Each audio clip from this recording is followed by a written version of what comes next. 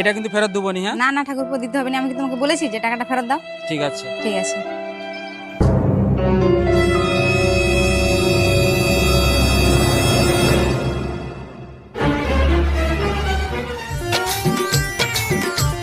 বলছি ঝুমা বৌদি, কাটা ছেঁড়া সেলাই হয়? হ্যাঁ হয়। তো এটা সেলাই করে দাও আমার। ছোটদের 10 টাকা, বড়দের 20 টাকা। ছোট ছেঁড়া থাকলে কম টাকা নেব, আর বেশি ছেঁড়া থাকলে বেশি টাকা নেব। দেখি তোমার কতটা ছেঁড়া।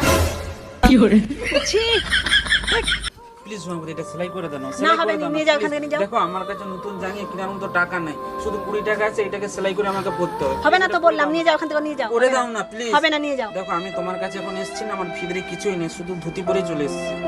প্লিজ এটা সেলাই করে দাও। হবে না তো বললাম, বেশি মাথাটি গরম করে নিচেটাই কেটে দাও। নিয়ে যাও। আর জাঙ্গিয়া পরতে হবে না তখন।